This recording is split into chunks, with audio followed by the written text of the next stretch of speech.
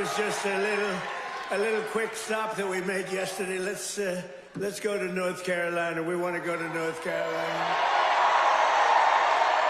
And what a crowd. Thank you very much. We appreciate it. There'll never be anything like this. You know, you say, let's go to North Carolina. We get this great crowd. Outside you have people. It's crazy. We're having a great time. And you know, these ladies right here, they've been to, I think, over 200 rallies, but I'm not going to say. And this time I made it easy because they come from North Carolina. They didn't have to travel. Today they traveled about a half an hour, right? Isn't that nice? Instead of traveling all over the country. They're unbelievable. And you look better than you've ever looked, and I'm not allowed to say that. You know, if you say that, if you say a woman looks beautiful, which you do, it's the end of your political career. But I don't care. You look beautiful. Well, I'm thrilled to be back in this incredible state with so many proud, hard-working American patriots, which is what you are. Let me begin by wishing each and every one of you a very Merry Christmas. Remember, they didn't want to say Merry Christmas when I first started. 2016, we don't want to say Merry Christmas. They said, I said, no, we're going to bring back Christmas. And they don't say that anymore. They don't want to say it, but they don't talk about it anymore because they got shellacked. We're here tonight to celebrate 11 incredible months. It's been the most successful first year of any president in the history of our country. It's true. It has been, isn't that a big statement? But it's a statement that you read all over the place. I mean, who could have done better? I don't think anybody could have done better than us, not me, than us. We're in this together. Since my inauguration, we've created more than 53,000 North Carolina jobs, including 8,000 North Carolina construction jobs. More than 150,000 North Carolina residents have been lifted off of food stamps. They're very happy about that. And after your horrible hurricane, which produced more water damage than any hurricane in history, the Democrats let you down. They really did. Remember, they wouldn't do anything. Remember? They wouldn't go to your community. They wouldn't do anything. You had to wait till January 20th when I took office that we really knocked the hell out of it. Remember? As soon as I took office, I got in on January 20th, and first thing I did was made North Carolina phone calls, and we did a hell of a job. Did a hell of a job. You'd still be sitting in the mud if I didn't get elected. You would be. People were sitting in the mud. But I helped rebuild your state, and I didn't get any help from the Democrats. Not your governor, not your man that's running, by the way, for Senate against Michael Whatley, who's phenomenal. Michael Whatley is incredible. Your previous governor was a disaster. He's also a radical left person, by the way. He's radical left. You don't want him. He doesn't represent you. And look at the crime. Look at what's going on with all the crime here. The slitting throats and stuff. I never saw that with you. Now all of a sudden that's what we see. You got to get Michael Whatley. It's going to be so important. He was so great. Don't forget, I took Michael and I put him as the head of the party because he did so great. We won the state all 3 times, and it was like a rock. He didn't allow cheating in the second time. I watched all these states, boom, boom, we're leading. People went to sleep, it was over. Then they dropped ballots, they cheated like hell. The only good thing is this is a far better term than it would have been had I done it the more traditional way. It really is. It's a more powerful term. It's a more powerful term, and the biggest news of all is yesterday, it was announced that inflation is far lower than anybody expected. I told you. Beating every one of the 61 forecasts from the so-called geniuses, the experts. We're the geniuses, not them. We now have the lowest core inflation since March of 2021, and we're just getting started. It's unbelievable. And that's despite taking in billions and billions and billions, hundreds of billions of dollars in tariffs. Remember they said, oh, the tariffs will cause inflation. Just came out with the best inflation report we've had in years.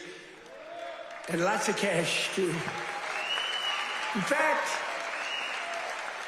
1776, right? $1,776 goes to our military. You know, it was $1,775, and that was the number. You know, that was just a lump.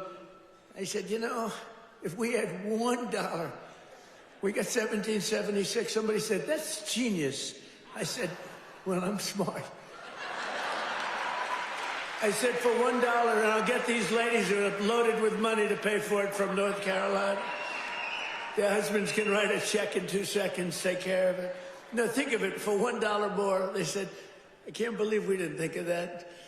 Only hours ago, I left a meeting at the White House where we cut the cost of prescription drugs by 300, 400, 500, and even 600%. And I'm doing what no politician of either party has ever done before, standing up to the special interests and demanding lower prices for the American people. This is what we're doing. You know, it's called favored nations.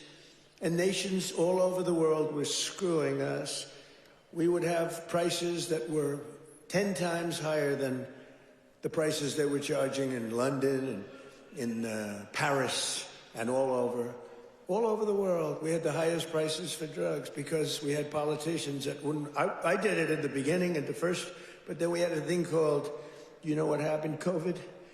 And it was sort of hard to go after France and Italy, say, listen, on top of all your COVID all over the place with everyone dying, we want you to pay a lot of money for drugs. You can't do it. But we did it, and nobody's ever even thought of doing it before. I've negotiated and really did it directly with 17 of the world's largest drug companies, as well as foreign nations that were taking advantage of your country for decades, many decades. For years, Americans have been paying the highest drug prices anywhere in the world by far, 10 times more sometimes, 15 times more, while other countries pay drastically less for the exact same drug made in the exact same plant, in the exact same country. But under my most favored nation, you know what that means? It's a legal term. Drug pricing executive order. I just signed a couple of months ago, and is now being implemented. We have declared that the United States will now pay the same price as the lowest price of any country anywhere in the world. And we should honestly, this is the biggest thing to happen in medicine, I think, since the founding of our country. You know, I don't mind. Go ahead. They actually have a great location. You know, we've had people that look so good behind me that some of them went to Hollywood and actually did very well. You know? See, they may have a better location, but nobody's going to Hollywood. They can only see the back of your head. Look at all the television. Look at all those cameras. It's crazy. But we did something nobody's ever done before. Nobody's tried. Nobody thought they could do it. Don't forget, the drug companies turned out to really do the right thing. They really did. And they were there at the White House today. You saw some of the biggest companies in the world were there. The rest of them are coming next week. But the big problem was foreign countries. They would have to take their drug and raise it from $10 to $20 to $30, maybe to $100, maybe 10 times more. But it really doesn't work that way because the world is a bigger place than the U.S. And so you're not going to have to raise it that much, but you have to raise it. And they always said for 50 years, they say, let the United States pay. And for 50 years, the United States got screwed because we're paying so much more. A drug that was selling for $10 in London sells for $130. That's 13 times more in New York. 13 times more. So $10 in London, $130 in New York. And now that drug will go up for the other country from $10 to only $20 or maybe $30. And it will come down from the United States of America to $20 from $130. Think of that. Think of that. That's the biggest price reduction. When you talk about cutting prices, cutting costs, and cutting prices, you talk about affordability. You know, the Democrats, they're the ones that got us into the mess. They're the ones that cause the high prices. And then they come out and they look at those fake news people back there. They go, this election's about affordability. They go, let's talk about it. No, I'd rather not talk about it. Because they can't. They're the ones that cause the highest inflation in the history of our country, which led to the highest prices in the history of our country. I inherited the mess. I got the prices down, and they're going down still further. Look at gasoline. A lot of areas now in our country, $1.99 a gallon.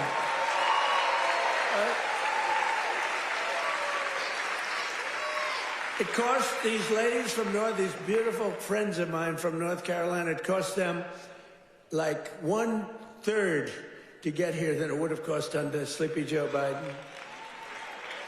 Right? If you drive, this time you can drive. First time you didn't have to take an airplane. But we had 9 blockbuster agreements. We had 9 of them with the big drug companies just today. The rest are coming over the next couple of weeks. But the first dramatic drug discounts will be available to all Americans starting in January at a thing called TrumpRx.gov. TrumpRx.gov.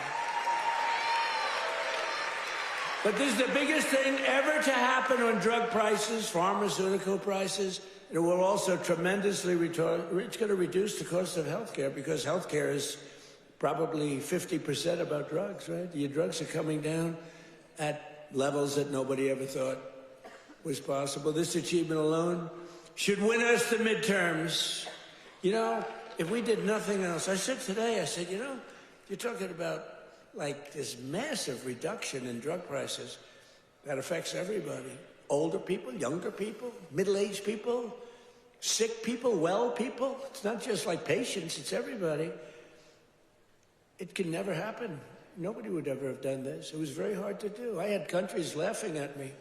I said, listen, you're going to have to double and triple your drug prices. They said, France, as an example, UK, European Union. They said, you must be kidding. They've had low prices for years. The drug companies would go, could you pay more? No, charge the United. They wanted the drug companies, in all fairness, to charge the United States of America. And they made up all sorts of crap. Well, research and development. I said, well, what about research and development? Why aren't they paying also for research? Well, it just never worked that way. They used to use, remember, research and development, that's why we pay more. I say 12 times more why? For research and development. It was all a con job. But I'd say to the head of France, as an example, I'm sorry, but you're going to have to double or triple your prices for drugs. No, we will not do that. Oh, yes, you will. I said, yes, you will. 100%. No. We will not do that. Of course we will not. I can't do that. I said, yes, you will. No, I won't. Yes, you will. And he said, why do you have such certainty? I said, because if you don't do it, I'm going to charge you a 25% tariff on everything you sell into America.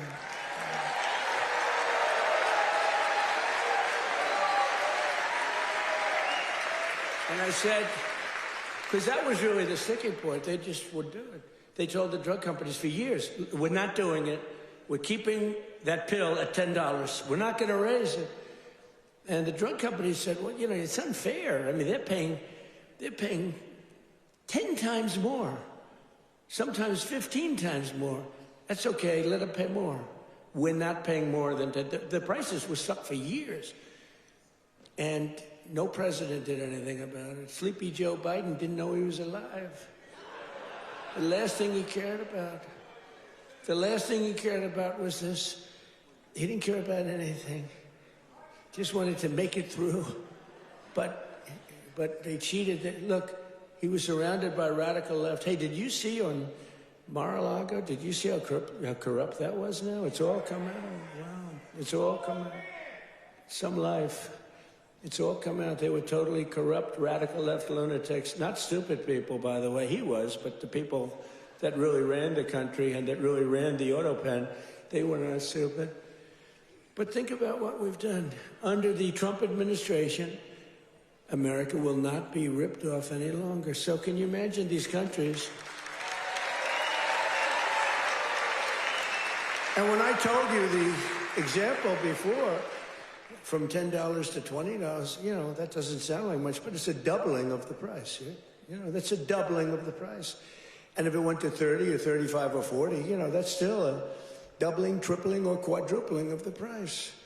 But I said, at 25% tariff, it's much more money than what you're talking about. So they would say to me, all countries, you know, obviously they said no at the beginning, and they would have told a normal president no, and that would have been the end of the conversation. So they said no to me, and I said, no, you'll do it, 100%.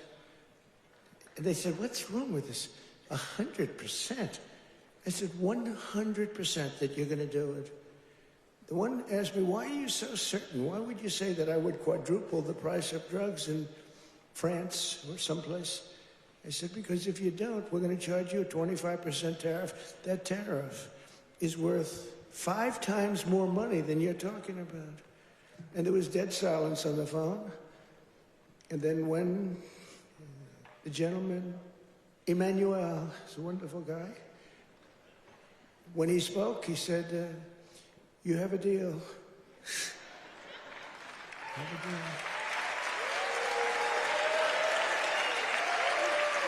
He's a nice guy, too. But you can't blame him, you know. This has been 40, 50 years. You can't blame him. But it was the same conversation with everybody. No, we can't do that. No, I cannot double the price of my drugs. I said, no, maybe triple or quadruple. But it's still much lower than we were paying. You know, we were paying a number that was crazy, 13, 14 times more. As president, I'm also taking in the gigantic health insurance companies that have gotten rich on billions of dollars of government subsidies. And I want the money to go directly to the people. I want the money to be paid directly to the people so that they can buy their own health insurance, which will give far better benefits at much lower cost. By the way, what I told you about buying the drugs at this massive dollar discount, it's like from where it is, that's going to have a huge impact on the cost of health care.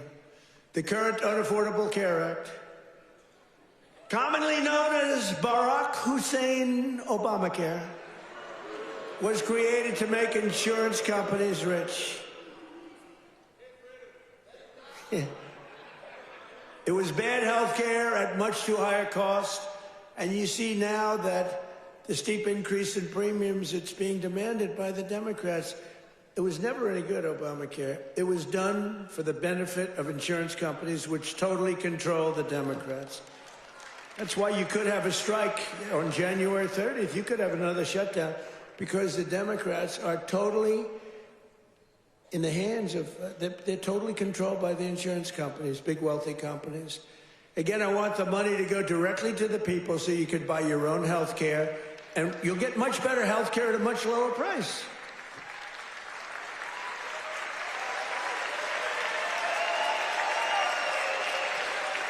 And the only losers will be the insurance companies that have gotten rich.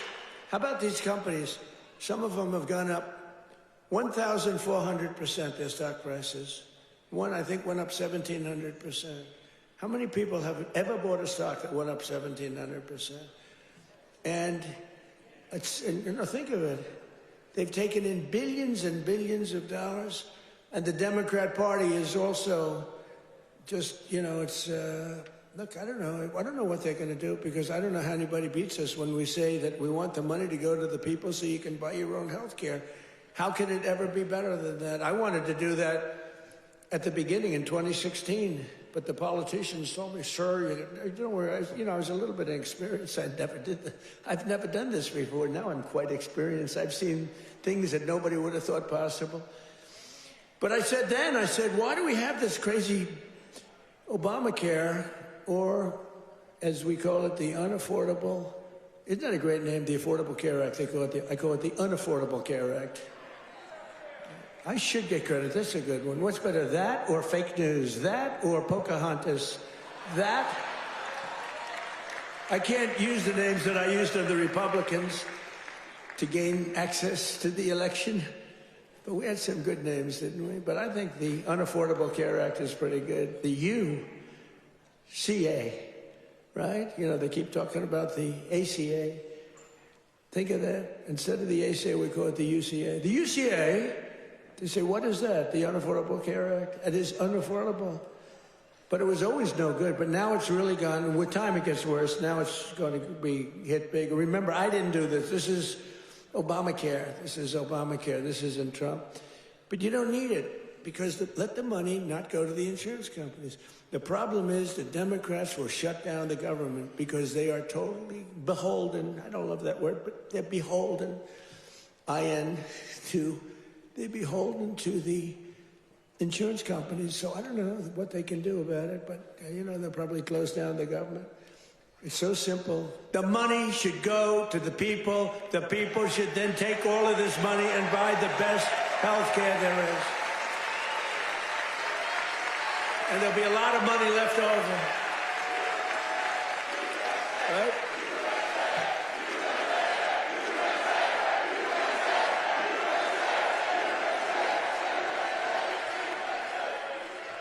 But they'll not be happy. But that's okay with me because you, the hardworking citizens, and finally you're going to have great health care at the right price, so you're going to have it. Although today I did suggest one thing, because when I was watching these big drug companies get up and talk about things, they were giving free medicine. And, they couldn't have been nicer. They couldn't have been better. And they were, giving us a hard time a while ago, but it worked out good. I said, you know what I'm going to do? I'm going to call these insurance companies fat cats. They are fat cats. I'm going to call the insurance companies, and I'm going to set up a meeting with them, all of them, and maybe I'll have the same luck that we had with the health companies, with the pharmaceuticals and the drug companies that we had. So rather than just saying we're not going to deal, maybe they'll give us a deal, like cut the price by 50%, and maybe then it starts to make sense. So I'm going to meet with them. Who knows? Who knows? And I'll either meet in Florida. I'm going to Florida. I'll either meet in Florida because I work all the time. So I'll either meet in Florida or I'll meet in Washington the first week right after we all come back to going to our wonderful jobs. And I'll sit down with, it's like 12, 13 people. It's basically these big monster companies. 13, 14 if I want to be generous. Get 14 people in a room and let's see what happens. Maybe they'll surprise us, but maybe we'll ask them for a 50% cut, and maybe they'll give it. You never know. You saw what happened with the drug companies. They're giving free drugs. They've been unbelievable, but they do love our country. And I probably think the insurance company guys love our country. They just felt they were dealing with stupid people, so you can't really blame them. Over the past 11 months, we have brought more positive change to Washington than any administration in the history of our country. That's true. And there's never been anything like it. When I took office last January, I inherited a mess, and very simply, I am fixing it. Joe Biden gave us the worst inflation in the history of our country. A lot of people say, the fake news says, it's not the worst in history. It's the worst in 48 years. Oh, okay, sorry. No, they do. They say 48 years is okay. But when I say history, they go crazy. That's when I let them win. I say, I'm sorry, apologize. I like that hat, 47.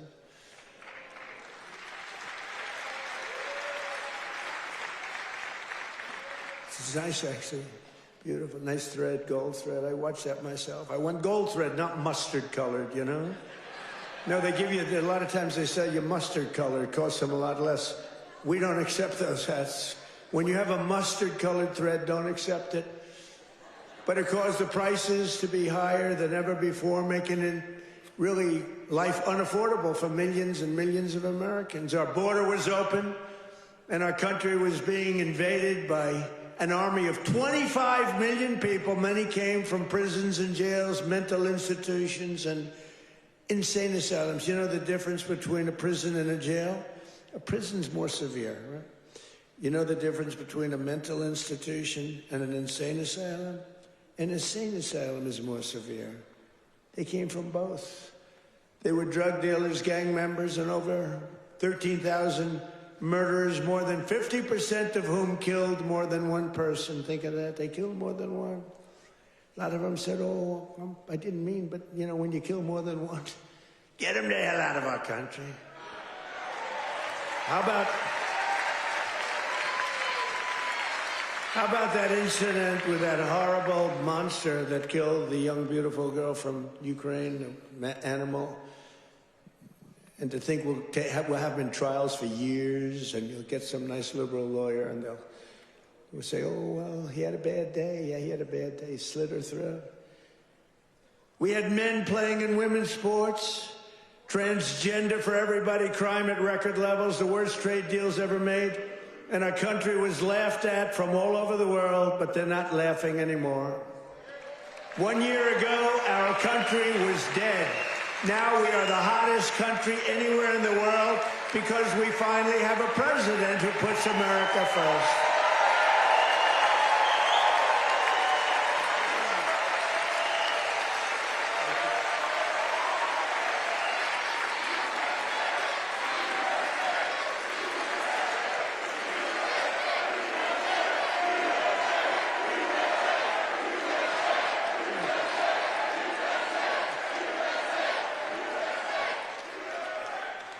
The last administration and their allies in Congress looted our Treasury for trillions of dollars, driving up prices on everything at unprecedented levels. How about the new thing in Minnesota with the Somalians? They stole, now it came out, the great U.S. attorney up there, they came out, think of this, $9 billion, and they think that's just the beginning. They stole, think of it. In their country, they live on nothing. They have nothing. They come here and they steal $9 billion. Are we stupid? I mean, how do we allow that to happen? Ilhan Omar should be sent out of our country. She should not be allowed to be a congresswoman. She married her brother either to stay or to get him into the country. And yesterday she, I guess, made up a story. She said the police attacked her son. They stopped the car, and the police said, we never attacked him, we never stopped him. It was a made-up story. She's a con person. She's full of con. She says, zero. She said, you ought to get her the hell out of our country. That's what you ought to do. She made up a story that the police stopped her son's car, and they harassed the hell out of him. It turned out to be a fake story. There was no stoppage of his car, and there was no harassment. But think of that. In Minnesota, this beautiful place, once beautiful, I don't call it beautiful, you got a governor who's a stupid person, and a corrupt. He's corrupt and stupid. But he allowed this to go on. He allowed this to go on. Everybody knew what was going on. But what nobody knew is over $9 billion. And the people of Minnesota are not happy. And you know who's running for governor? Mike Lindell. Do we like Mike Lindell? That man suffered. That man suffered. What he did, what he went through because he knew the election was rigged. And he did it. He just did it as a citizen. Mike Lindell, I'll tell you what, every time I introduced him, he got the biggest hand. I hope he does great. He deserves to do great. That man suffered.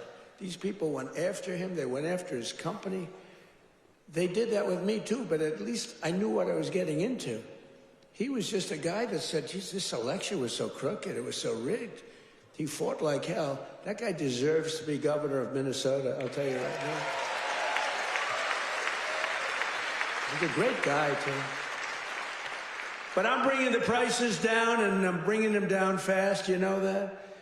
As I saw the other day, and as I showed to people the other day, I made a speech. It was very well received. You know, we had one problem. I put up these gorgeous charts, and it says chart. And I'm, sort of talking about the chart. You're reading into a piece of glass. I got no audience. I got just people, very hostile people waiting around. And I'm reading into a piece of glass for 22 minutes, and I talk about the chart. The networks didn't put up the charts. Only Fox put up the charts. Fox put them up, in all fairness. When we get angry at Fox, we have to remember that.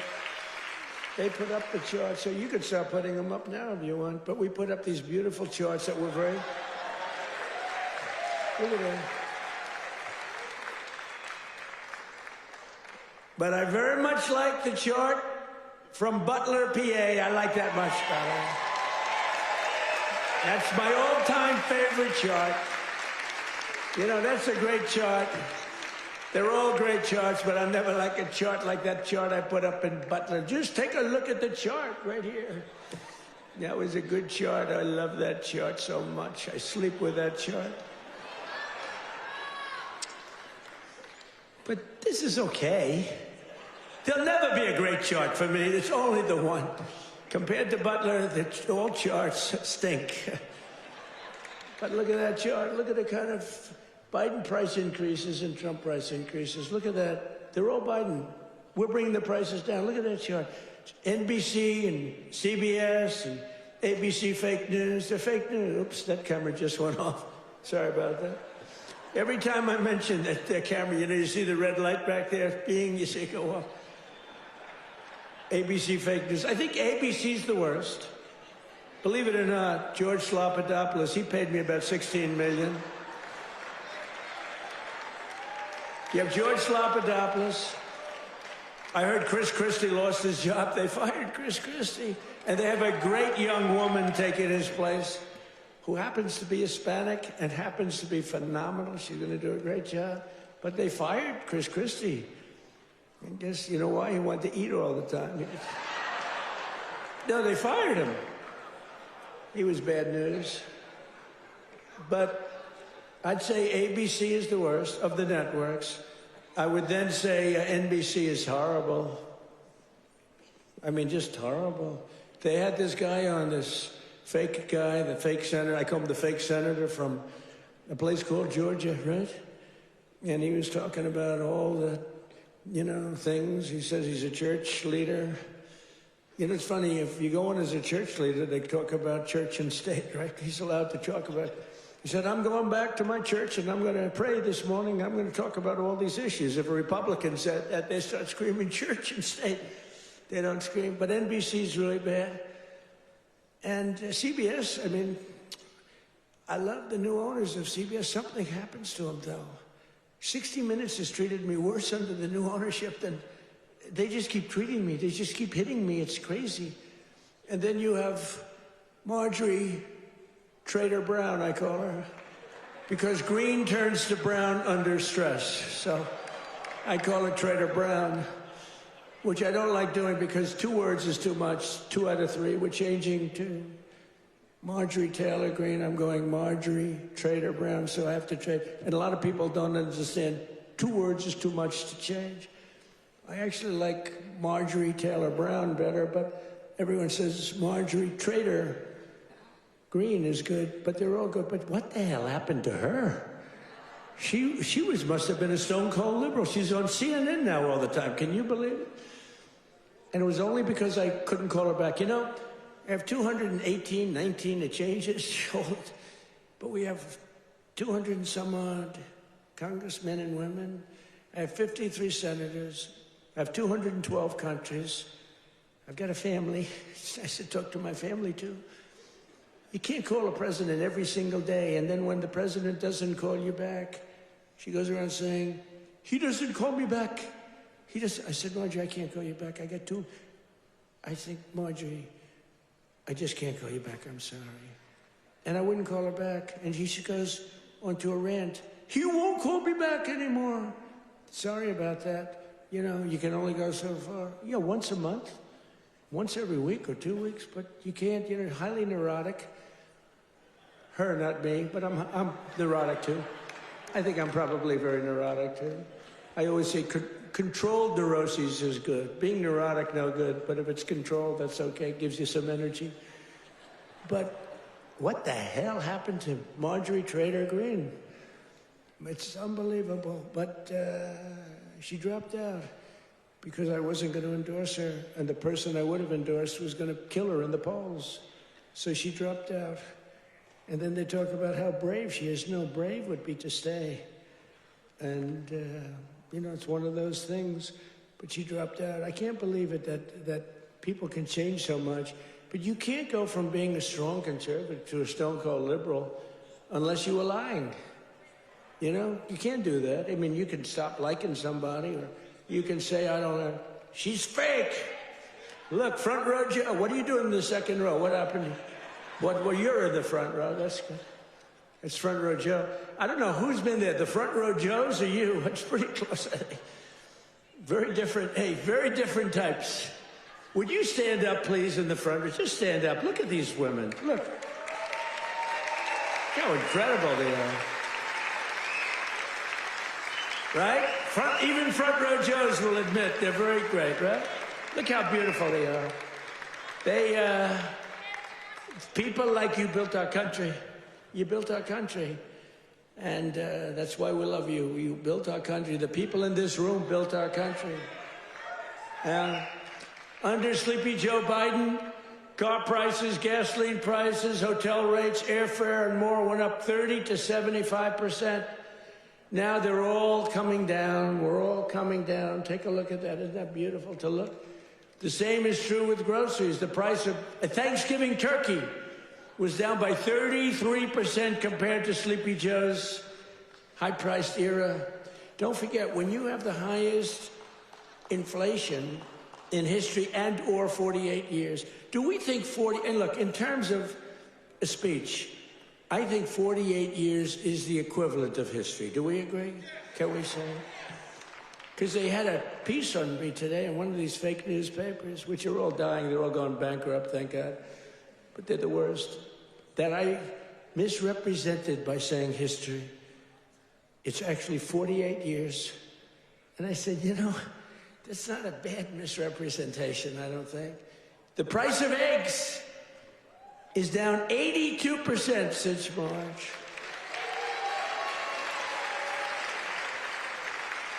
Do you remember? There the people are. Do you remember? Fake news. Do you remember when I just got elected? It was a big thing. We won every swing state. We won the popular vote. We won by like 312 to 200 and something, and like low 200. And we won everything. We won districts, the word district. We won districts by 2,750 to 525. That's a slaughter. And that's the thing when you see everything's red except for two little lines on the left and the right, meaning New York and California. That's the one that really is incredible. 2,750 to 525. We won everything in a slaughter. We won everything. And what a great thing it was, right? When you can have an election that good. And they tried to rig it. Remember we had the thing?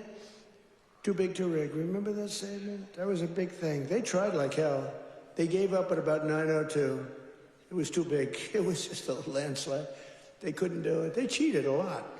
But we made it too big to rig, and I appreciate you getting out. I said, the polls had us up, pretty way up. And a lot of times when that happens, you'll say, let's go out and watch a movie, and we'll come back and watch the president win. No, I said, don't watch a movie. Go out and vote. But it was too big, so it came back. What an evening. That was, what was better, 2016 or 2024? Tell me. I don't know. 2016 was pretty monumental. What was better? I don't know. Beating Hillary was fun.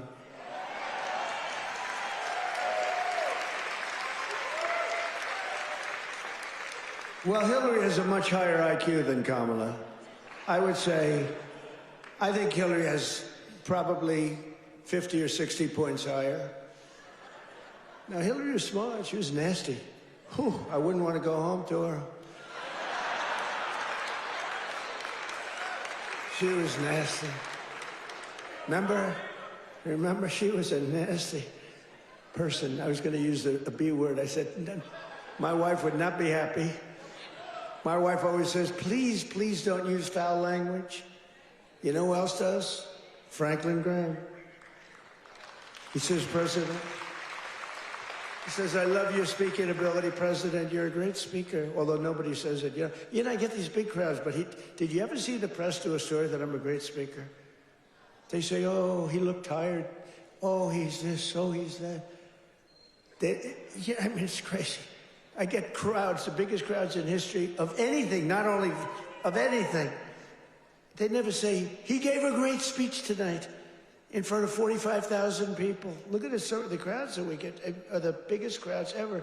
Before the election, we're getting 80, we had 117,000 people show up in New Jersey. It was a great speech. You know what they said?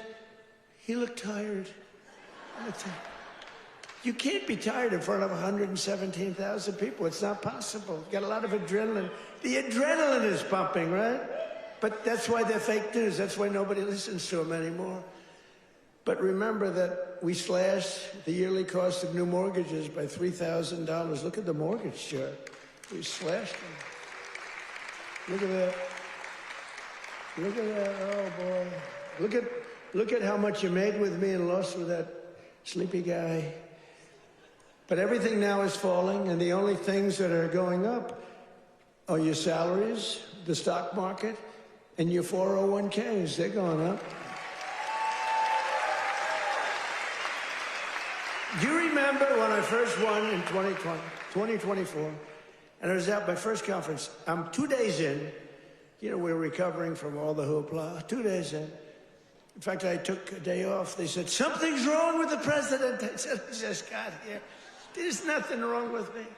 Something's wrong. You took a day off. What's wrong with the president, right? Every time. Do you remember when I had 28 news conferences in a row over 28 days? Sometimes I gave 2 or 3 in one day. And then I took my beautiful Kai, my beautiful granddaughter is a very good golfer. I took her to play golf one morning, and I was in the office very quickly. Something's wrong with the president. Do you remember the rumor was that I had passed away? Do you remember that? I won 28 days in a row. I took the kid to play golf. And we play very fast. She's good at, I'm a very good golfer. And we played very fast. We play in 2 hours. We're dinning. I mean, I said, baby, I got to get out of here. I'm sorry, honey. Enjoy your day. Go hit balls or something. I got to get out of here. I got to go to work. And I got a call. A friend of mine, oh, you're okay? And I said, yeah, what's wrong? I said, I'll be back in the Oval Office in 30 minutes. Oh, I said, what's wrong with this guy? Then I got another call. Oh, you're okay. They said that I had passed away. Do you remember that? First day in 28 days, these people are sick.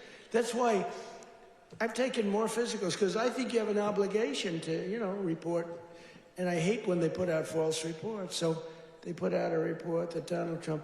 So I took a lot of physicals. And I did something no other president's ever done. I took cognitive tests. Because I know that, and by the way, not easy. You get to those last questions, those last 10, 15 questions, nobody on that stand could answer probably any of them. And I got them, I aced them. And no other president's taken a cognitive. Could you imagine Sleepy Joe taking a cognitive test? I don't think it got the first question is like, what is this? And they show a lion, a giraffe, a fish, and a hippopotamus, right? And they say, which is the giraffe? So that's the only question. But what happens is it then gets harder. I don't think Joe would have gotten the first question right. He would say hippo. I want the hippo. But anyway, I've taken now 3 cognitive tests. I've aced every single one of them. And these are, this is that big stuff. This is Walter Reed. I've got a whole team of doctors all over the place. If you get them wrong, I said, what do you think? Should I do it? They said, well, here's the good news. The good news, if you do well, that's great. Actually, if you do well, they won't report it. If you do badly, it's going to be the biggest story in history. They said, it's possible that if you do badly, the word will leak out and you'll look very bad. I said, this was on my first test. After that, I knew that I can do very well. Smart person. So what happens is first test, I said, how hard is it? He said, well, after the 10th or 12th question, it gets, very hard. And I said, well, what do you think? They said, look, if you're going to do well, but if you're not going to do well, it's probable that the word will get out. I said, well, let's do it anyway. And I did it, and it was actually good. For a year, they called me a very intelligent person, but then they forget. Then I did it again. I aced it again. They report it. And these are doctors that I don't even know, and they report it. And then I did it a third time a few months ago, and I reported. But it's very small reporting. But can you imagine if I did badly, right? Could you imagine that, front row Joe? Would I be in trouble? They'd say, there's something wrong. But I like to do it. But I had perfect health. And they reported his health is perfect. And they interpret that. And the fake news interprets when the doctor says he's got perfect health, they go, what does he mean by perfect? There's something wrong with the president. These people are sick. Now, there will be a time when perhaps it won't be 100% true with all of us, right? And when that time comes, I will let you know about it. In fact, you'll probably find out about it just by watching. But that time is not now, because I feel the same that I felt for 50 years. I really do.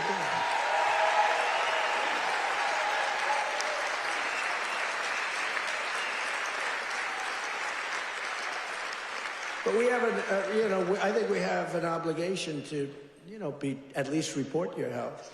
But I will tell you, to me, because of what happened for 4 years, I really think having a cognitive test for presidents to take a cognitive test is very important. I think it's very important. I'm hearing that they say it's, not with Biden. They said it was not constitutional. That was the least of his problems.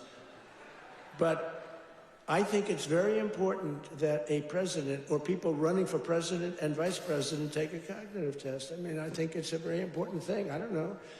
They say you shouldn't do that, it's unjust, it's not constitutional. They say all these things, but I really believe that. Under Trump, wages are rising much faster than inflation for the first time in many years. Think of that. Wages are rising faster than inflation. That's what it's all about, right? And we're delivering lower prices and bigger paychecks. And the wage chart that you see up there is incredible. That NBC didn't put up and the networks didn't put up. There are more people working today than at any time in American history. And very importantly, while tens of thousands of new jobs under Biden were government jobs, there were government jobs. I could do that right now.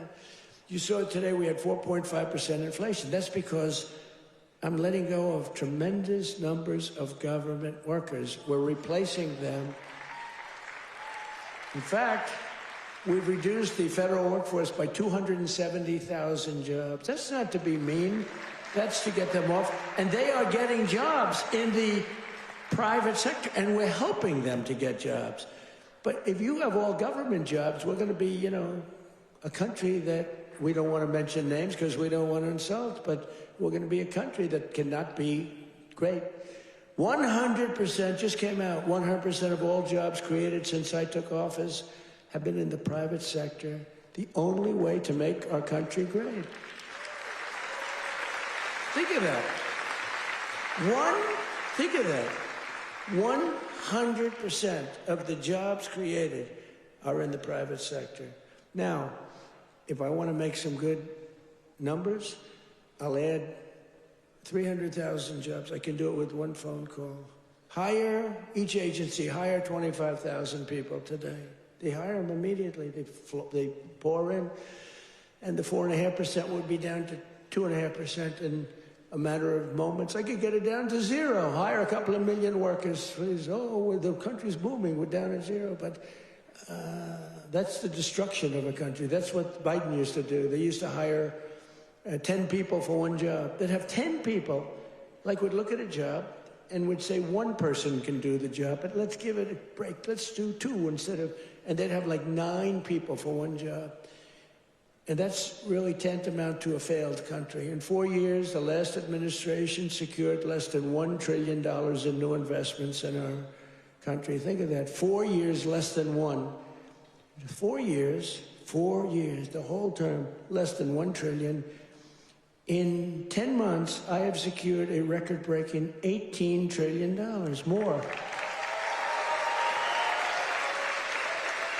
They gave us doom and gloom, and I'm building the Trump economic boom. It's a boom. It's a boom. These factories, auto plants, AI plants, We've never had anything like it. I ended the radical left's war on American energy, terminated the Green New Scam, and signed an order to drill, baby, drill. We're drilling. You see where gasoline's coming from? Gasoline is now substantially lower than $2.50 a gallon, and many, many places now are under $2 a gallon for gasoline. And within the next 12 months, we will have opened 1,600 new electrical generating plants. That's a record all time. Because, you know, we need tremendous amounts of electricity for AI and for all these plants. Electricity prices will fall very dramatically when these plants are open. To protect North Carolina workers, we imposed 25% tariffs on foreign automobiles, 50% tariffs on foreign steel, and I approved 25%, 30%, and 50% tariffs to save North Carolina's cherished furniture industry, which has been decimated by China. You know, I used to come here a lot for one reason. I'd build hotels, and I'd build different buildings, and I'd come here to your furniture area. I used to love it. Those people were so talented. I'd buy so much furniture, and that was before politics. I did great. I was very good at real estate, I would tell you. But I used to come to North Carolina to buy furniture for lobbies or furniture for hotels, and I was here a lot. I mean, you've been decimated, but it's coming back now because I put tariffs on, big tariffs, actually. But I remember I'd say to a guy, I like that chair. You don't realize what it is. I would look at a chair. The arm of a chair was very important to me. I said, I like that chair, but this arm has to be a different shape. And you got to chisel that. I'm a very aesthetic person, believe me. Except with women. I don't care what a woman looks like. I used to say beautiful. Now I don't care. Since politics, I never mention looks anymore. The most beautiful woman can walk right across. I don't even look at her anymore. Because in politics, that's the sign of death. We don't look. But I do look at the arm of a chair. And I'd say to your artists, they were artists. They were artisans, you know? I'd say, no, can you give a different curve? Can you do a little more carving at the end? They would, right in front of me, bing, bing, bing, bing, bing, bing. They were like geniuses. You lost the business. It went to China and other places, but mostly to China. Because they never put tariffs on, just like they didn't put them on chips, just like they didn't put them on cars. You lost 58% of your car industry. By the way, it's all coming back. Some of it's coming back here. It's all coming back. Because to bring a car into our country is costing 25 to 50% tariffs now, and they can't do it. They can't compete. Tariff is, and I won't say it because it gets me in trouble, my favorite word. I know I want my fifth favorite word. Do you remember when I said the word tariff is my favorite word in the dictionary? Remember that? And then the fake news got me. What about religion? What about God? What about your family? What about your wife? What about your children? I said, oh, they got me in this one. So now tariff is my fifth favorite word. And now I'm okay. It's my fifth. 5. Now I'm okay. But starting in the new year, the people of North Carolina will also see the dramatic results of the largest tax cuts in American history, including no tax on tips, no tax on overtime, and no tax on Social Security for our great seniors. No tax for our seniors. Tell me what? Let's do a poll. Because, you know, these pollsters charge you $1 million to ask a question, then they just write down an answer. They don't do polls. It's a total con job, some of these polls. One thing I don't like about Fox is their pollster. Total fake. Their pollster's the worst. They've been saying they're going to get rid of them for 10 years.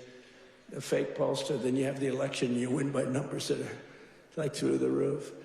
But Fox has been treating me good. They have great people there. Sean Hannity is great. Jesse is great. Laura is great. Greg is great. They're all great. We have great people. The morning is excellent. Who, what? Which corruption? Where? Oh yeah. Well, we have to do that. We're going to take care of that. We're going to take care of corruption in our country. I mean, I was talking about Fox. I don't know. He's talking about corruption. No, it's okay because he's on our side, but he's just a little ahead of me. He's talking about corruption. I'm talking about Fox, how good the anchors are, right? But they are really great. They are very good. But the pollster's no good. You know, he's no good. The pollster's terrible. But we still get good numbers. But the numbers are actually much better than that.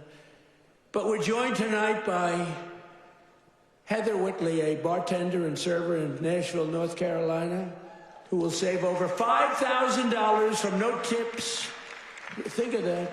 From no tax and tips. Heather, where are you, Heather? Are you here, Heather? Where are you? Where are you? You want to come up? You want to come up? Come on up. She's going to save over $5,000, no tax on tips, toward a down payment on her first home. So, Heather, congratulations. Look how amazing she is, right? Come on up. I don't know how you're going to get up that stair. Are you okay? Look at her. She has no problem. Somebody else would not be able to make it. Thank you, darling. Nice to see you. Want to say something? Go ahead. Well, it's been a tremendous help. It's now allowed me to invest in my first home, and that is the American dream for all of us. I don't have much to say, so sir. Good. Thank you so much. You said it perfectly. Thank you, darling. Thank you.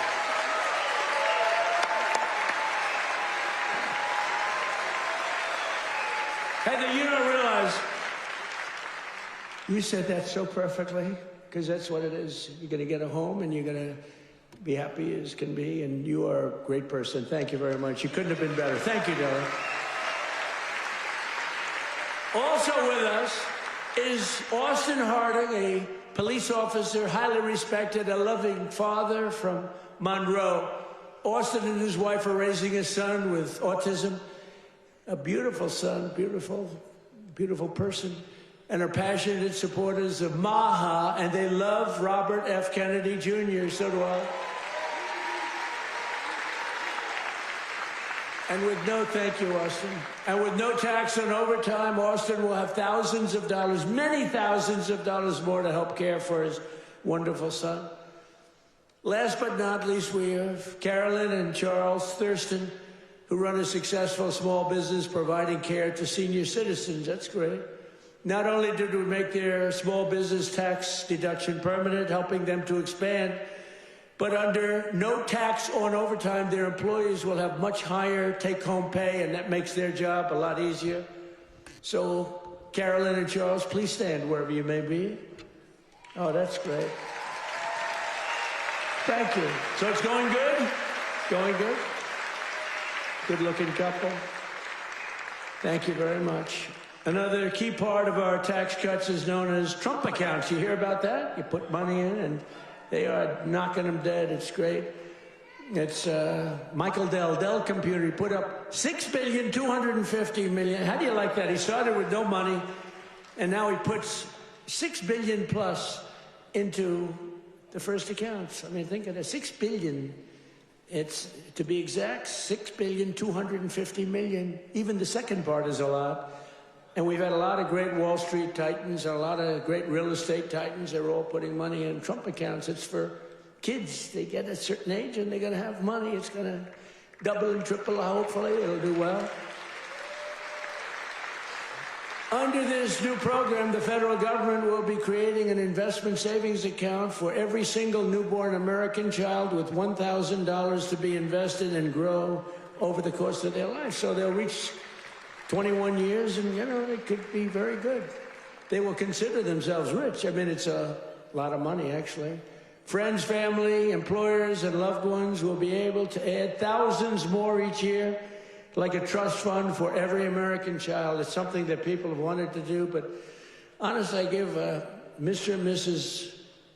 Michael Dell can go out and buy a computer from Dell, because I'll tell you what, they love the country.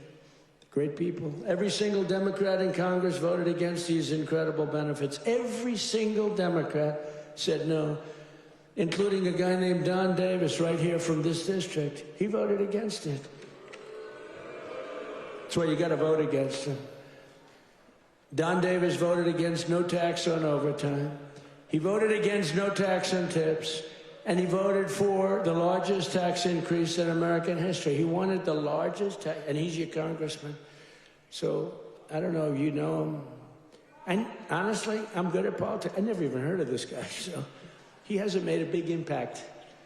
But he voted yes on every single Biden disaster, including massive inflation, open borders, sanctuary cities, and the Green New Scam.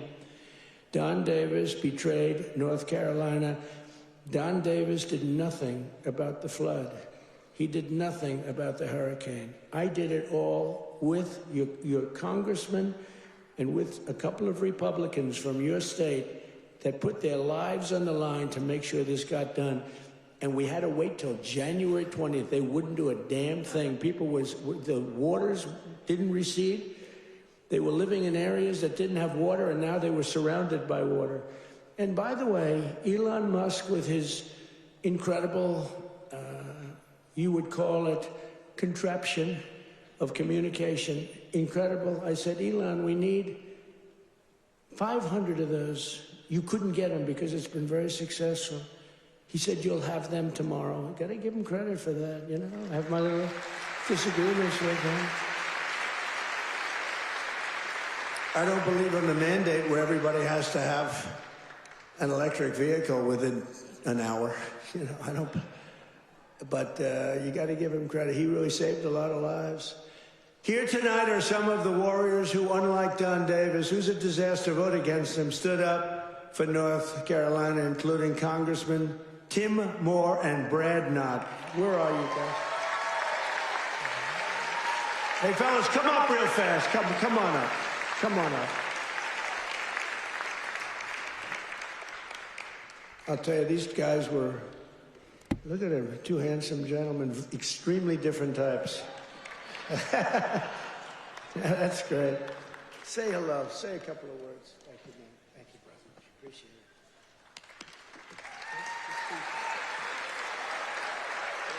it. Well, everybody, I was with the president when he had his first trip, once he took the oath. And where did he come?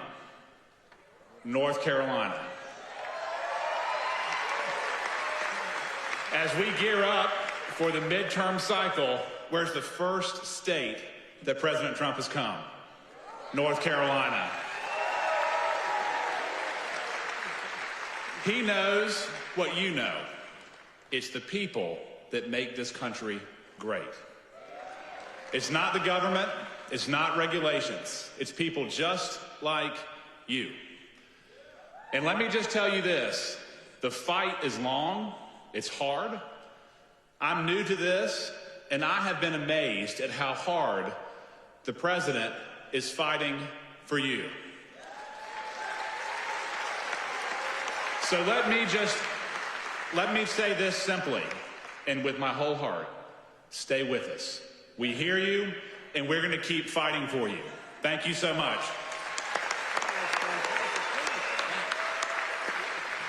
I guess I'll have to lower the mic, Mr. President. Let me just echo what Brad said.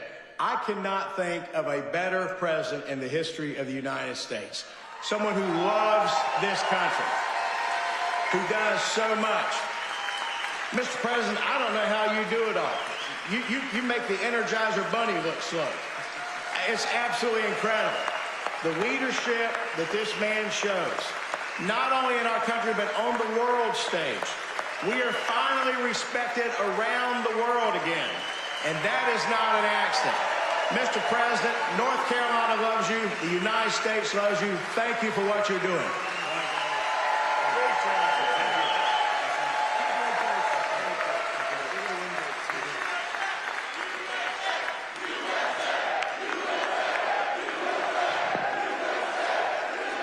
Great job. That's a great job. Boy, oh boy. Well, they're going to win good, but you got to beat that other guy.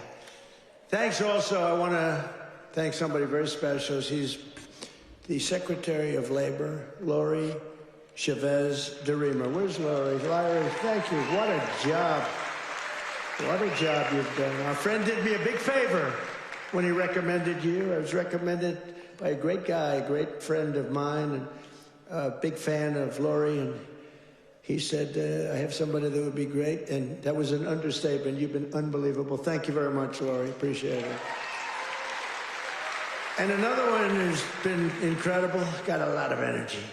Director of Federal Housing Finance Agency. He's done a phenomenal job. Mr. Bill Pulte. Bill, thank you very much. Thank you, Bill. Also, State Senator Phil Berger. Phil, thank you. Great. And we have a lot of political people here. I would like to introduce them all. Will be here, but one we have to introduce, fellas, is Michael Whatley. And he was the head of the Republican Party. Before that, he was the head of your party right here, the Republican Party, and we won 6 in a row, 3 primaries and landslides, and then we went on to win the election all 3 times. So we won 6 in a row. I've never had a loss with him. And when I won look, we did phenomenal. It turned out, we won 3 times in a row, just so you understand. I don't mean here, I mean all over. We won 3 in a row. They might have done us a favor, but we won 3 in a row. But when we got screwed in the second election, it didn't happen over here. He had 601 lawyers he hired. They had lawyers at every single ballot box. And other people were cheating in other states that we won by a lot, and they were cheating. You could see it go, here we are, wah, wah. And you remember they have ballots all of a sudden. We just found 75,000 ballots, a total rigged deal. And by the way, you have not heard the last of that, I can tell you. But in this state, that didn't happen because you had a guy named Michael Whatley, and he had every box secured. He had, I think, 2 or 3 lawyers at every station, but he had over 600 lawyers, I think 600. And I said, how many lawyers did you have? 601. I said, that's like genius. He was ahead of it. And you'd watch, people went to bed that night. Everyone said the election's over, Trump won. And then all of a sudden they woke up in the morning, and 3 o'clock in the morning, they found hundreds of thousands of votes in some of these states. It was a rigged election, but not here because of him. And I said, I don't know if I'm doing this again, but if I'm doing this again, I want Michael Whatley. I said, the guy from North Carolina, I want him to head the Republican National Committee, the RNC. And he did it beautifully. Come on up, Michael, come up. He did it so well, and we had the big election when he worked with Laura. Now, how good is Laura? Laura Trump, who was born here, loves this state so much. She could have done very well. By the way, I think Ted Budd is doing a very good job, too, I have to tell you. And I will say this, Tom Tillis fought with me for the Lumbee tribe, the Lumbee. I love the Lumbee. And he's really been very good. We had a little dispute, but these are, it's fine. He's been really good. Tom has been very, very good, and I appreciate it very much. And he's been very strong on the Lumbee tribe, and I think they're going to get out and they're going to vote. The Lumbees, you have some here. You have some of the leaders here.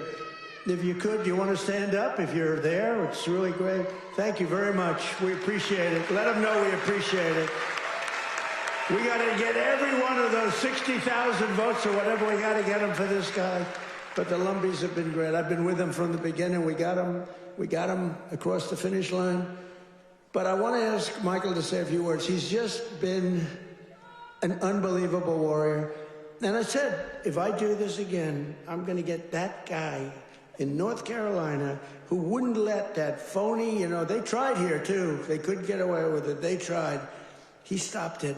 He's a tough, strong guy. He's also a wonderful human being, he's just a great person. And I want to tell you, him and Laura Trump there's never been a better team. In fact, I said, before he did this, I said, if you had your choice for anybody to be your co-chair, who would you pick? He said, I'd take Laura Trump again, right? Yes, sir. You did say that. But I'd like to have Michael say he's in a fight. against a radical left governor who did a shitty job for you. And I really want you, either way, but either governor, because you have another governor that's a Democrat. You know, virtually, I think every state run by a Democrat is a failure. Think of it. And now your state with all these killings, I never heard of killings, but all of a sudden, and they came in through Biden with his open border craziness, and these are vicious people. But I want this man to say just a few words because it's so important that he wins. You don't want to have a radical left senator that basically wants to have open borders, transgender for everybody, men playing in women's sports. Michael, are you in favor of men in women's sports? I am not. Are you in favor of transgender for everybody? I am not. Are you in favor of open borders? No. Thank you. Samuel. Thank you, sir. You know, in 2015, Donald Trump came down that golden escalator, said he was going to make America great again. And he was going to do it by rebuilding our economy, restoring our borders, and making America respected around the world again. And I said, I'm with that guy. And we won in 2016, and we won in 2020, and thank the Lord that we won in 2024, and Donald Trump right now is serving as the most transformational president in our lifetime. And President Trump, my pledge to you is this. When I win this seat, when I am the next senator from North Carolina, I am going to be a fighter every day for this great state. I am going to be a conservative champion for North Carolina, and I am going to be an ally to our great president, not just the 45th president, but the 47th president as well, Donald J. Trump.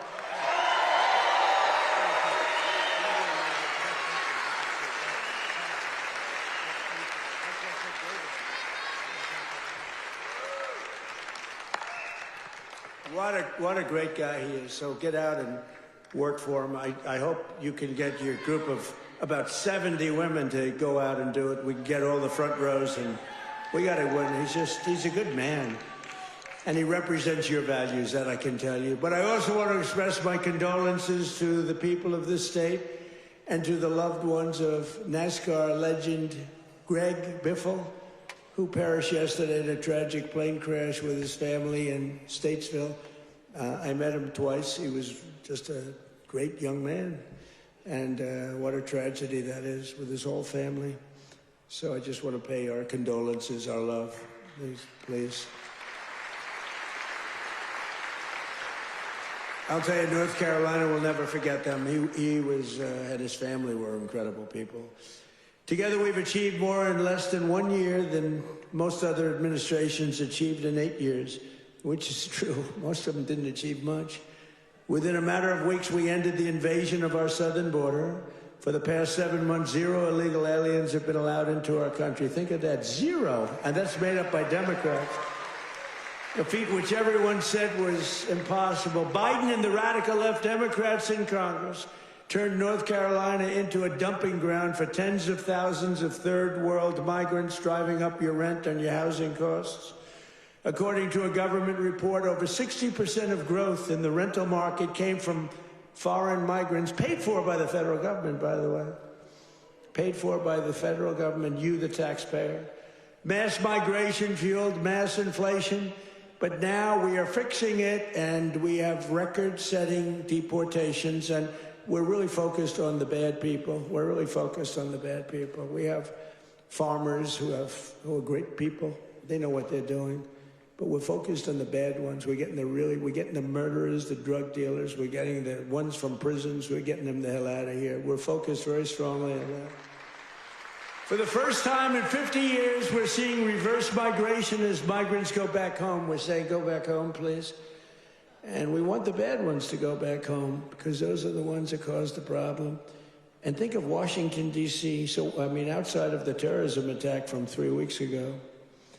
And by the way, that young, beautiful man is doing well. You know, we thought we lost both of them. And We lost one who's looking down on us right now. But it looks like he just stood up. Can you believe it? He stood up today for the first time. Two great people.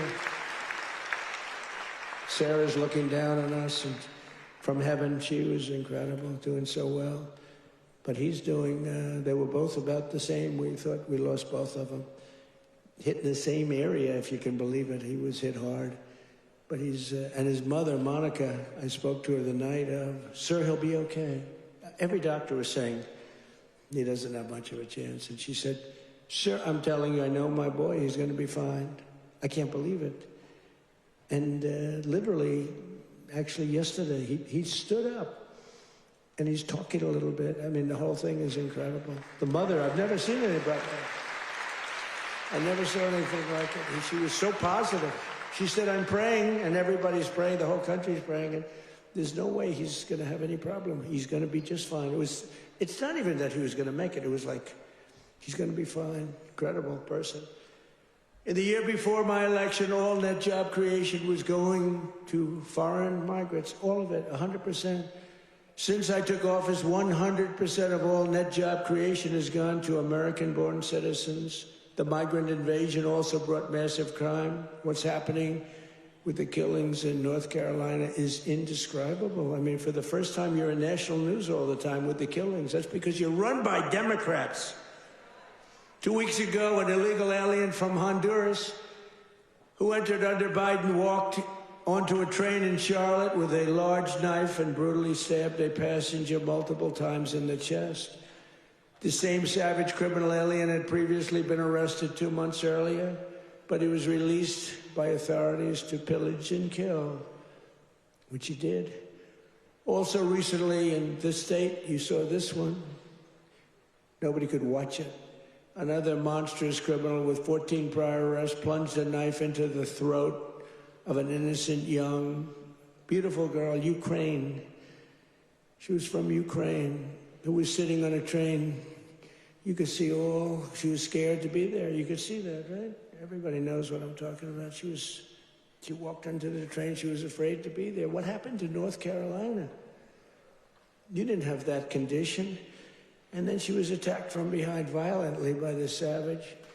No one can ever forget that look of shock and terror on the young woman's face. It happened so fast as her murderer walked down the train car, dripping with blood all over. Passengers are looking at him. They're saying, what is that? There's blood pouring out from every part of him, from the knife.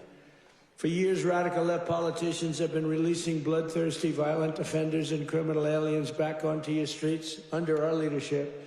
We're finally getting illegal aliens and vicious felons off the streets and throwing them out of our country, or in some cases, putting them in the toughest jails in the world because, frankly, we don't want to let them into their country because we don't want to take a chance that these animals will come back. We're restoring law and order in America.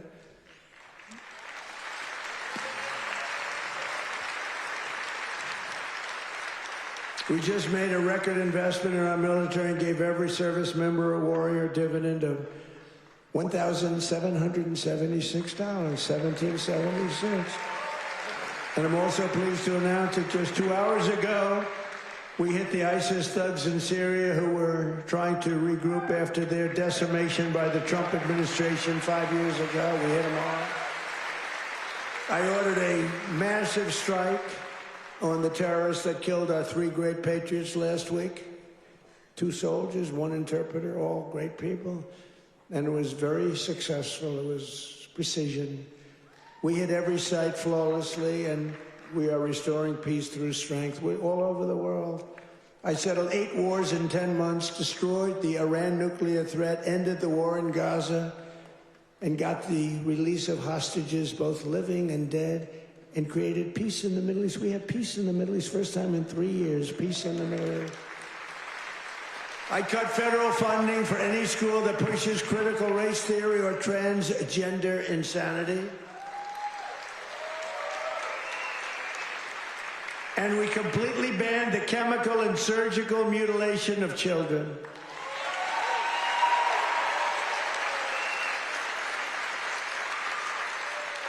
Can you believe I'm standing here, 2025, talking about I banned the surgical mutilation of children? Could you imagine 15 years ago saying that? People would say, this guy's crazy. What the hell is he talking about? The surgical mutilation of children. I banned it. And it's a wonderful thing I did. But can you imagine having to even say it? Or can you imagine having to say that we are keeping men out of women's sports? Frankly, that's less important if you want to know the truth, but it's very important. The surgical mutilation I had to ban, and I did, I banned it. But we're also keeping men out of women's sports. Have you seen some of these records? Have you seen the long-distance race? One of these races go all day. They had champion women. They had some very good men, but not the champions. And one man won the race by 5 hours and 14 minutes and 12 seconds. 5 hours, 14 minutes. Think of that. Won the race by 5 hours. What do? Your parents go back home, go to sleep for a few hours, and come back and meet your daughter, and she's supposed to be thrilled? What kind of crap is that? Or the weightlifting records, where people that never lifted a weight before are going into the women who are fighting national championships, almost Olympic championships, and they're lifting 112 pounds more, and they've never done it before? Or the boxers that are getting decimated? You saw the Olympics where they had two people that they converted from men to women. They did a conversion.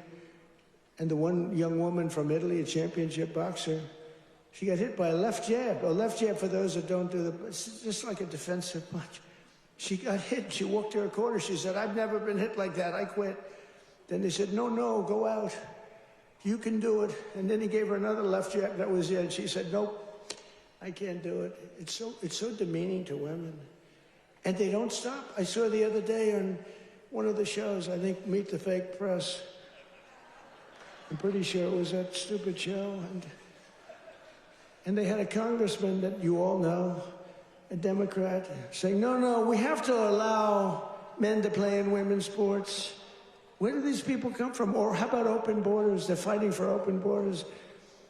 If I didn't get elected, our country would be ruined. We would have not had a country. I'm telling you, I'm not bragging about myself. I'm saying we would not have had a country. And now we have the greatest country in the world. I'm telling you, hottest. We're the hottest.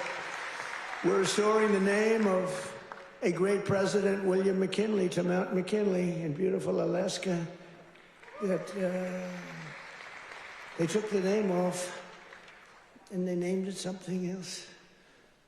And I renamed the Gulf of Mexico to the Gulf of America. Right?